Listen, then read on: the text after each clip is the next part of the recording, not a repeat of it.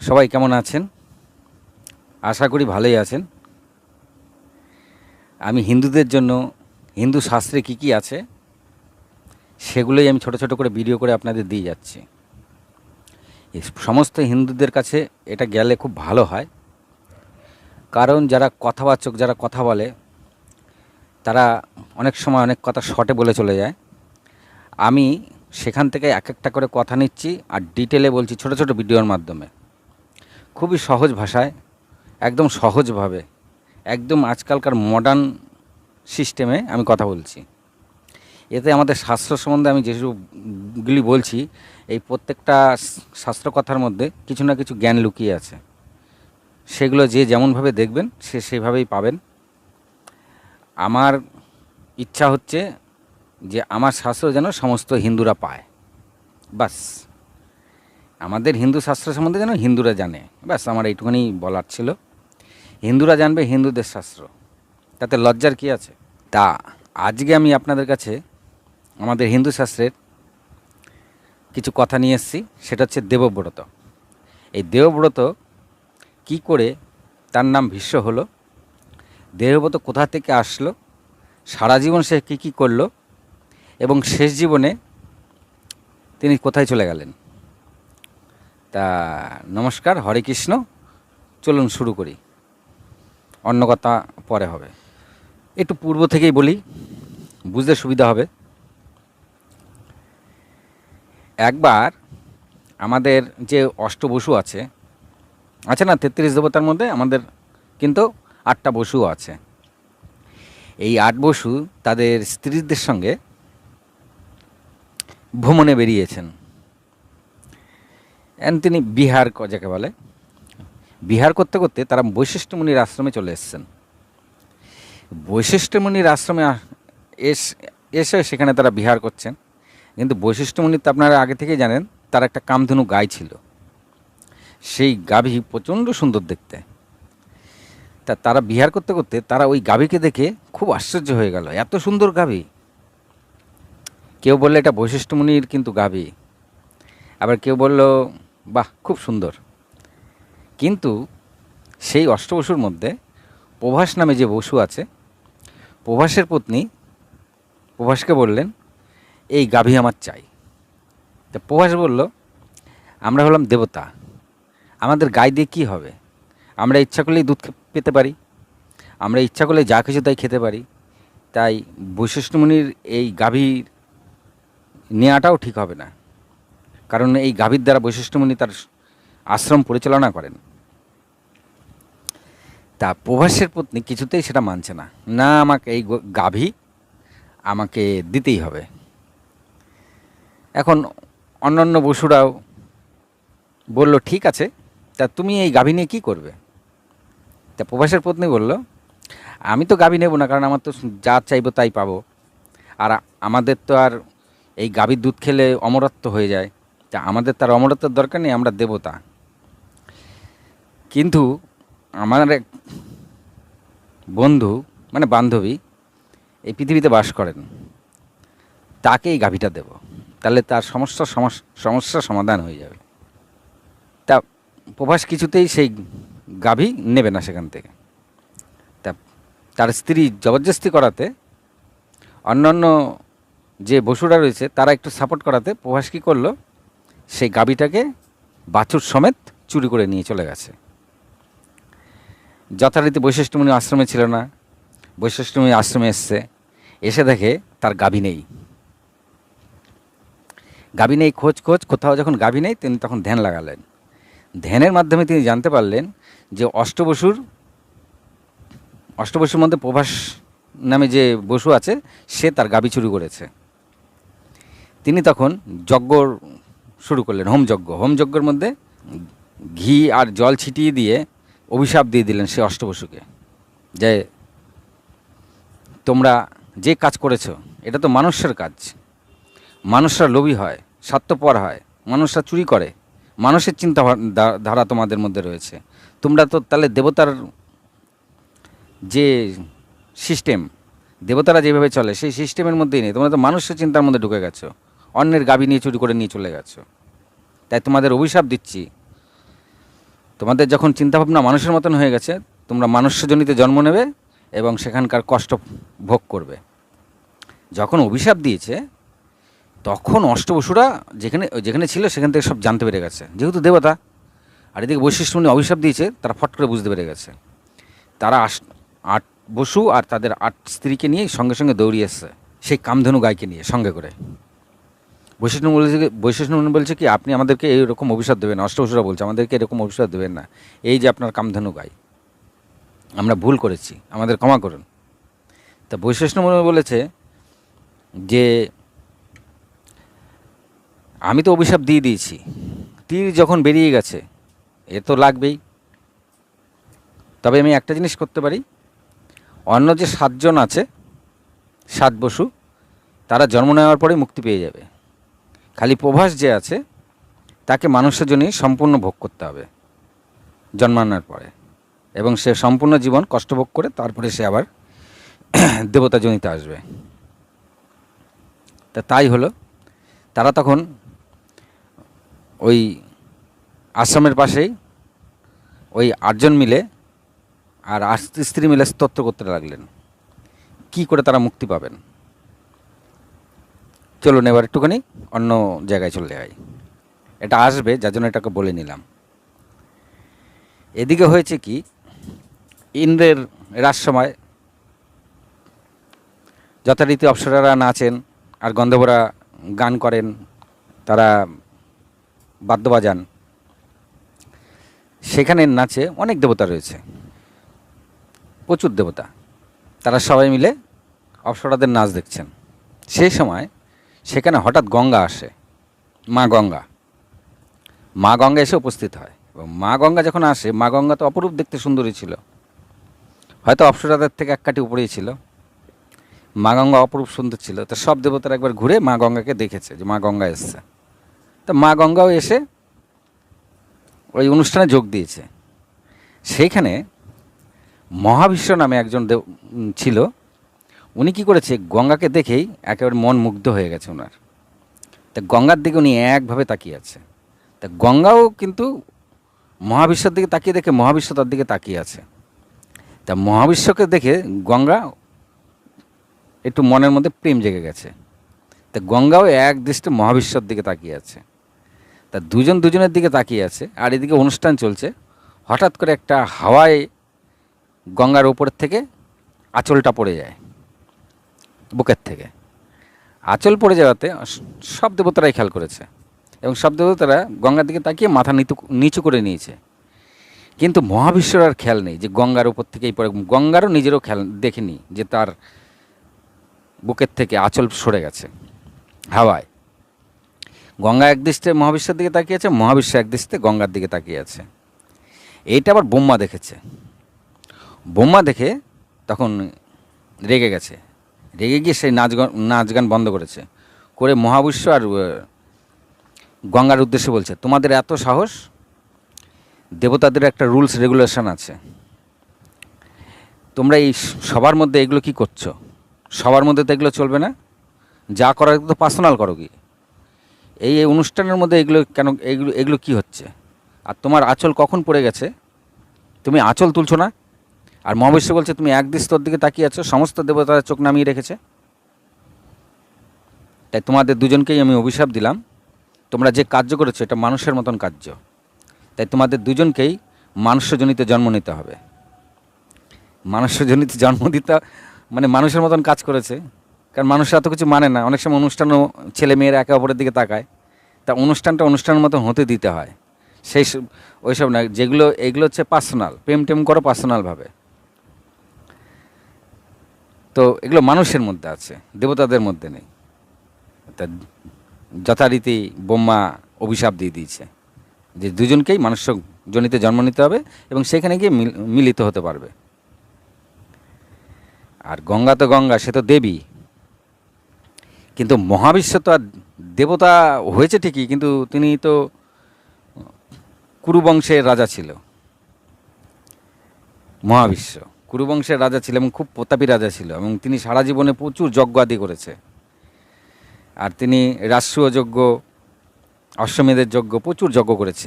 যজ্ঞ করার কারণে তিনি মৃত্যুর পরে দেবলোকে স্থান পেয়েছে।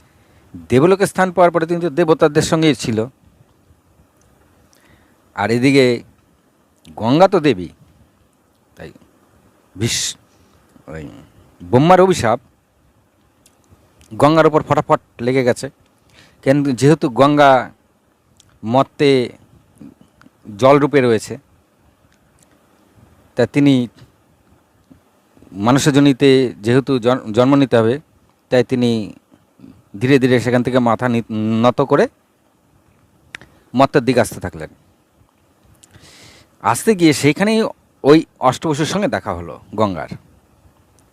তো অষ্টবসুরা মা গঙ্গাকে একদম উঠে পড়ে ধরলেন সবাই মিলে, বললে এই ব্যাপার, বৈশিষ্ট্যমণির এরকম কামধেনু গায়ে চুরি করে নেওয়ার পরে আমাদেরকে বৈশিষ্ট্যমণি এরকম অভিশাপ দিয়েছে, এই অভিশাপ থেকে আমাদেরকে আপনি মুক্ত করুন মা। তা গঙ্গা বলল, আমি কি করে মুক্ত করব তোমাদেরকে? বলে বৈশিষ্ট্যমণি বলেছে যে 7 জনের মধ্যে একজনকে ভুগতে হবে, আর 7 জনকে সাথে সাথে মুক্ত হয়ে যাবে। তা সেখানে আপনি আপনার গর্ভে, আপনি তো মরতে যাচ্ছেন, তা আপনার গর্ভে যদি আমাদেরকে জন্ম দেন, তাহলে আমাদের 7 জনকে আপনি গঙ্গার জলে ভাসিয়ে দেবেন, আর প্রভাস যে আছে তাকে আপনি মানুষের জনিতে রেখে দেবেন। তা মা বা গঙ্গা বললে, ঠিক আছে, আমি তো মানুষের জনিতে জন্ম নেবই, তা আমি তোমাদের কথাটা খেয়াল রাখবো। কিন্তু মহাবিশ্ব তো আর গঙ্গার মতন জন্ম থেকে দেবতা ছিল না, তিনি যজ্ঞ আদি করে নিয়েছিল। তা মহাবিশ্ব যথারীতি গঙ্গার মতন সাথে সাথে কিন্তু মরতে আসেনি। এবার শুনুন, মেন কাহিনীতে ঢুকলাম। হরে কৃষ্ণ। গঙ্গা যখন গঙ্গাতে চলে এসছে, সেখানে রাজা প্রতীপ, আবার কোনো তার সন্তানাদি নেই, রাজা প্রতীপের কোনো সন্তানাদি হয় না। তিনি তাই সন্তানাদির জন্য গঙ্গার ধারেই একদম ধ্যানে মগ্ন ছিলেন। আর তার ধ্যান এতটাই জোরালো ছিল যে তার শরীর থেকে একটা অদ্ভুত জ্যোতিচ্ছটা বেরোচ্ছিল। সেটা গঙ্গা আবার দেখতে পেয়েছে। গঙ্গা যেহেতু মর্তে এসে গেছে, গঙ্গা দেখতে পেয়ে ভাবছে হয়তো এই সেই মহাবিশ্ব, মানে সে এসে পড়েছে, সে ভেবেছে এও হয়তো মহাবিশ্ব। তা গঙ্গা চিন্তা করলো যে এর সঙ্গে গিয়ে মিলিত হয়ে যায়, যত তাড়াতাড়ি অভিশাপ থেকে মুক্ত হওয়া যায়। তা যথারীতি গঙ্গা এসে প্রতীপের সামনে এসে হাজির হয়েছে। এবার রাজা প্রতীপকে যথারীতি মা গঙ্গা ডেকেছে, ডেকে বলছে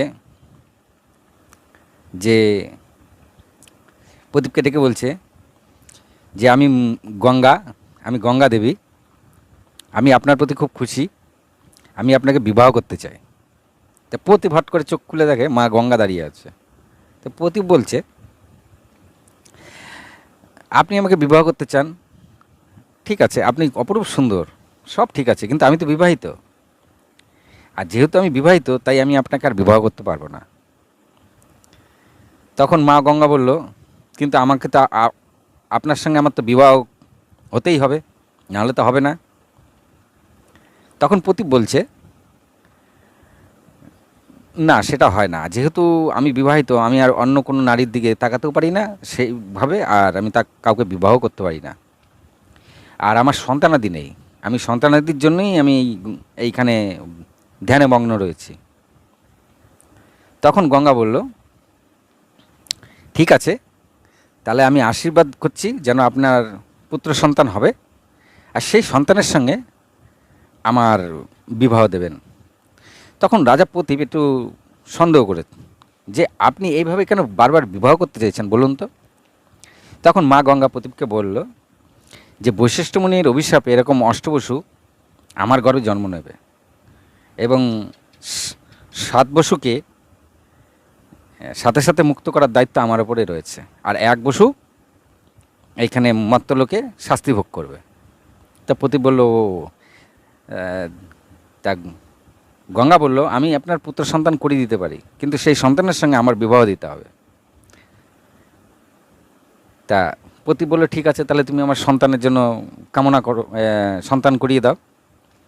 তা যথারীতি প্রতীপের ঘরে এক পুত্র সন্তান জন্ম নিল। নাম তার শান্তনু। শান্তনু জন্ম নেওয়ার পরে শান্তনু যখন যুবা হলো, তখন শান্তনুকে রাজা প্রতীপ বলল যে, পুত্র, এরকম গঙ্গার কাছে যাও, গিয়ে গঙ্গার কাছে যাও, সেখানে গিয়ে তুমি গঙ্গার উদ্দেশ্যে কিছু স্তোত্রপাঠ করো। তা যথারীতি পিতার কথা শুনে, আর প্রতীপ এও বললো যে সেখানে যখন কোনো নারী দেখবে, সে যদি তোমাকে বিবাহ করতে চায়, তাকে বিবাহ করে নিও। শান্তনু বলল, ঠিক আছে পিতা, যা বলবেন। শান্তনু যথারীতি গঙ্গার সামনে এসে গঙ্গার জল তুলে স্তোত্র করলো। স্তোত্র করাতেই গঙ্গা মা জলের থেকে বেরিয়ে এসছে, গঙ্গা থেকে। আর গঙ্গা এত অপরূপ সুন্দর দেখতে যে গঙ্গাকে আর কিছু বলতেই হয়নি। আর রাজা শান্তনু গঙ্গাকে দেখে একেবারে গলে জল হয়ে গেছে। গঙ্গা এসে শান্তনুকে কি বলবে? শান্তনুই গঙ্গাকে দেখে একেবারে হয়ে গেছে। গঙ্গাকে নিজেই বলছে যে, তোমাকে দেখে আমার মনের মধ্যে প্রেম জেগেছে, আমি তোমাকে বিবাহ করতে চাই। তা গঙ্গায় তো জানে, আর গঙ্গা বুঝে গেছে যে এই হচ্ছে সেই মহাবিশ্ব। শান্তনুই ছিল মহাবিশ্ব। তো গঙ্গা বলছে, হ্যাঁ ঠিক আছে, আমি আপনাকে বিবাহ করতে পারি, কিন্তু আমি যেসব কার্য করব তার মধ্যে কিন্তু আপনি কখনো বাধা দেবেন না। যেদিন আমাকে বাধা দেবেন সেদিন কিন্তু আমি চলে যাব। তা মা গঙ্গা এত অপরূপ সুন্দর ছিল, শান্তনু তাই মেনে নিল। বললো, ঠিক আছে, কোনো অসুবিধা নেই, আমি তোমাকে কোনো বাধা দেবো না। বিবাহ করবে তো আমার থেকে? মা গঙ্গা বললো, হ্যাঁ বিবাহ করব। যথারীতি মা গঙ্গার সঙ্গে শান্তনুর বিবাহ হয়ে গেল। আর তিনি মা গঙ্গাকে এতই ভালোবাসেন শান্তনু যে তার কোনো কার্যেই তিনি কখনোই কোনো বাধা সৃষ্টি করতেন না। তা যথারীতি মা গঙ্গা গর্ভধারণ করলো এবং পুত্র সন্তানের জন্ম দিল। মা গঙ্গা কী করলো, সেই পুত্র সন্তানকে নিয়ে গঙ্গায় জলে ভাসিয়ে দিল। শান্তনু সেটা সব দেখেছে, কিন্তু তিনি আর কিছু বলতে পারছেন না, যেহেতু তিনি পূর্বে কথা দিয়েছেন যে তিনি তার স্ত্রীকে কিছু বলবে না কোনো কার্যে, তো কিছু বলেননি। আবার গর্ভধারণ করলো, আবার পুত্র সন্তান হলো, আবার মা গঙ্গা গিয়ে গঙ্গায় ভাসিয়ে দিয়েছে। এইভাবে 7 বার মা গঙ্গা জলে ভাসিয়ে দিয়েছে। এবার শান্তনু কিন্তু খুব মন খারাপ হয়ে রয়েছে, আর মা গঙ্গার প্রতি তার অগাধ প্রেম আছে, সেই সঙ্গে রাগও হচ্ছে। কেউ কি নিজের সন্তানকে এইভাবে ভাসিয়ে দেয়? এটা ভাবতে ভাবতে শান্তনুর চিন্তা করতো যে কোনো মাতা তার সন্তানকে কি এইভাবে গঙ্গা জলে ভাসিয়ে দেয়? তা তিনি আর কিছু বলেননি। 8ম বার যখন আবার গর্ভধারণ করেছে, যখন তিনি সন্তানকে নিয়ে গঙ্গায় নিয়ে যাচ্ছে, গঙ্গায় ভাসিয়ে দেবে, তখন শান্তনু আর থাকতে পারেনি। বলছে, দাঁড়াও। তা মা বলছে, কেন? বলছে, এই যে তুমি কেমন মা, তুমি প্রত্যেকবার সন্তানকে নিয়ে নিয়ে গঙ্গার মধ্যে ভাসিয়ে দিচ্ছ। আমি তো এমন মা কখনো কোথাও দেখিনি, আর একে আমি ভাসাতে দেব না। তাহলে আমার থাকবে কি, তুমি যদি সব সন্তানকে এভাবে ভাসিয়ে দাও? তখন মা গঙ্গা মৃদু হেসে বলল, তোমাকে আমি বলেছিলাম যে আমার কোনো কাজে তুমি বাধা দেবে না, তুমি আজকে আমার কাজে প্রথম বাধা দিয়েছ, তাই আমি আর তোমার সঙ্গে থাকবো না। তাই যাওয়ার আগে বলে যাই, এরা 8জন হলো অষ্টবসু। শান্তনুকে বলেছিল যাওয়ার আগে মা গঙ্গা যে এরা হলো 8জন হলো অষ্টবসু, বৈশিষ্ট্য মুনির অভিশাপে আমার গর্ভে জন্ম নিয়েছে, এবং আপনি হলেন তাদের পিতা। আর একজন মানুষ্যকুলে থাকবে, সে হচ্ছে এই যে যাকে আপনি বাধা দিলেন, এ থাকবে। তো একে আমি নিয়ে যাই, একদম শাস্ত্র আর অস্ত্র সব জ্ঞান পারদর্শী করে আপনাকে আমি দিয়ে যাব। আমি আর আপনার সঙ্গে থাকবো না, আপনি আমাকে বাধা দিয়েছেন, কথা রাখেননি। তো শান্তনু হা হয়ে গেল। গঙ্গা সেই পুত্রকে নিয়ে চলে গেল। গঙ্গা চলে যাওয়ার পরে শান্তনু আর ঘরেই ফেরে না, সেখানেই মন খারাপ হয়ে বসে থাকলেন। মানে স্ত্রীও গেল, পুত্রও গেল। উনি পুত্রকে বাঁচাতে চাইলেন, সেখানে স্ত্রীও গেল, পুত্রও গেল। কি করবে এখন তিনি? এবং তিনি প্রত্যেক দিনই, রাজা শান্তনু ওই গঙ্গার ধারে ওখানে যখন সময় থাকতো ওইখানে গিয়ে বসে থাকতো, গঙ্গায় যেখান দিয়ে চলে গেছে। এইভাবে অনেক কাল কেটে গেল।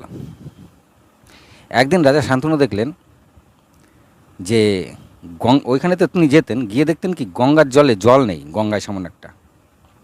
তো এরকম জল হঠাৎ কমে গেল কেন? জল এরকম কমে গেল কেন? তিনি ধার দিয়ে হাঁটতে হাঁটতে গেলেন, দেখি তো কি, খানিকটা হেঁটে গিয়ে সামনে গিয়ে দেখে গঙ্গার মধ্যে কে যেন বাদ দিয়ে দিয়েছে তীর দিয়ে।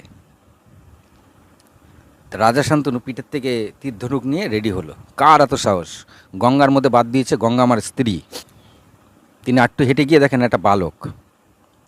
এক বালক সেই তীর দিয়ে গঙ্গাকে বাদ দিচ্ছে। তা সেই বালককে রাজা শান্তনু দূর থেকে বলছে, এই থামো, তুমি কে, আর এই গঙ্গাতে বাদ দিচ্ছ কেন? বাদ দেওয়ার অধিকার তোমাকে কে দিয়েছে? আর তুমি বালক, তোমার সঙ্গে আমি কি যুদ্ধ করব? তখন সেই বালক বলছে, যদি ক্ষমতা থাকে আমার সঙ্গে লড়ে দেখান।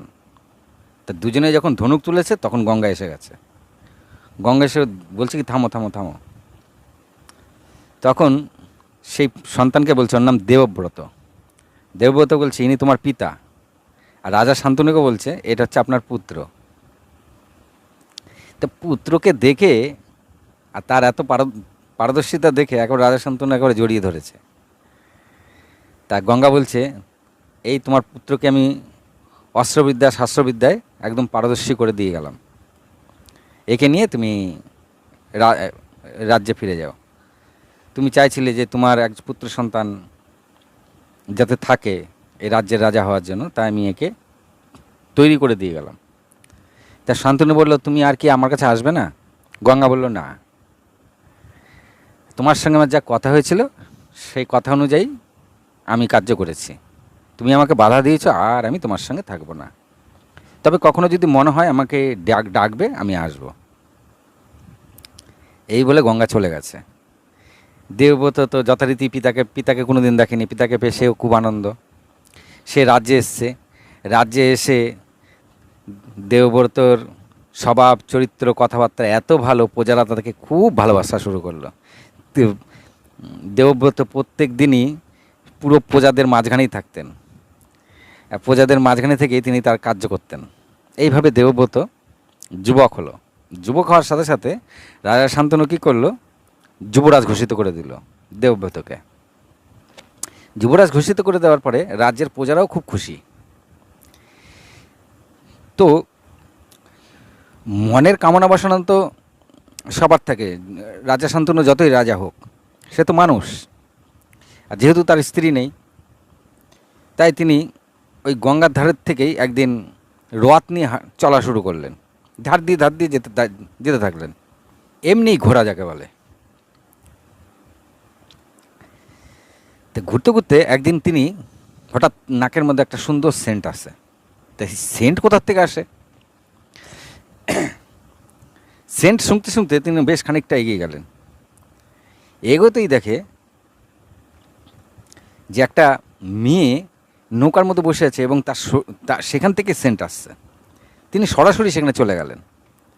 সেখানে গিয়ে দেখেন সেন্ট আরও বেড়ে গেল। তখন তিনি ওই মেয়েটাকে জিজ্ঞাসা করলেন যে এত সুন্দর গন্ধ কোথা থেকে আসছে? তখন মেয়েটা বলল, এই গন্ধ আমার শরীর থেকে আসছে। বলে, তোমার শরীরে এত সুন্দর গন্ধ? বললো, হ্যাঁ, আমার শরীরে এরকম গন্ধ। আমার নাম গন্ধবতী, অনেকে আবার যোজন গন্ধাও বলে। কে ছিল বুঝতে পারছেন তো? সত্যবতী। আর সত্যবতী অপরূপ সুন্দর ছিল। অ্যাকচুয়ালি সত্যবতী অপ্সরা ছিল,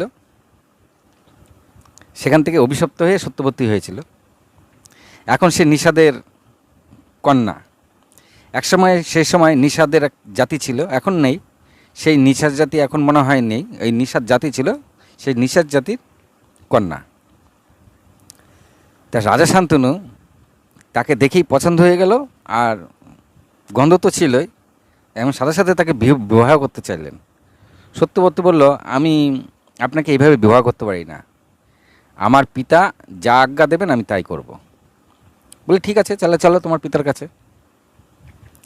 যথারীতি সত্যবতী রাজাকে নিয়ে পিতার কাছে আসছে।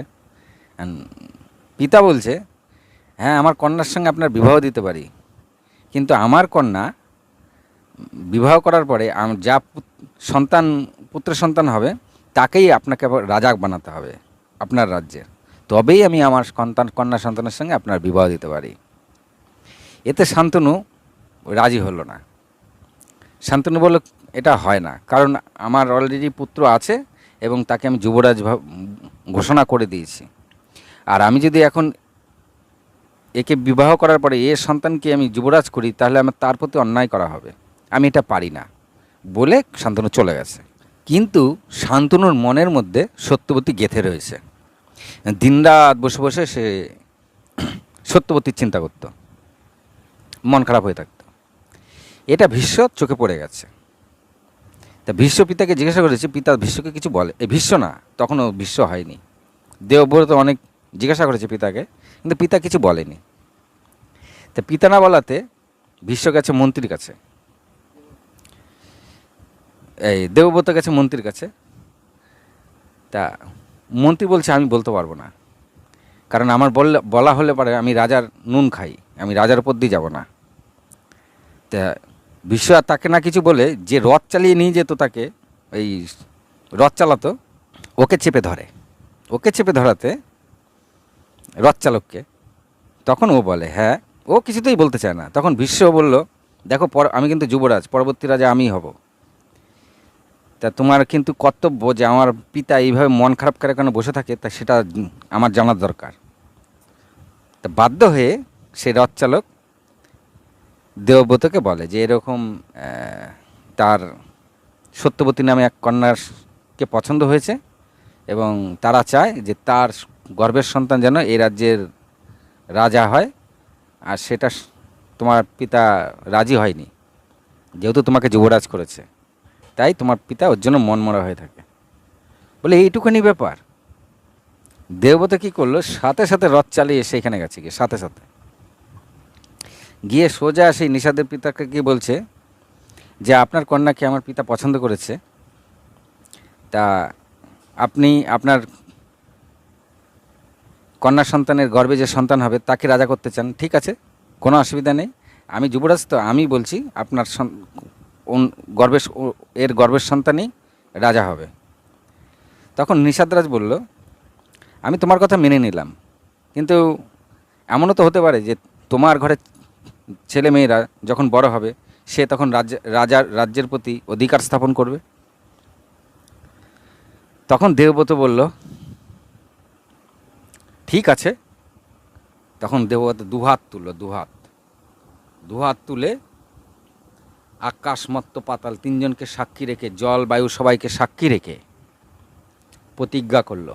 একেই বলে ভীষ্ম প্রতিজ্ঞা করলো সেই নিষাদরাজের কাছে যে আমি আজীবন ব্রহ্মচারী থাকব এবং কখনো বিবাহ করব না, আর আপনার কন্যা সন্তানের গর্ভে যে সন্তান জন্ম নেবে সেই হবে রাজা।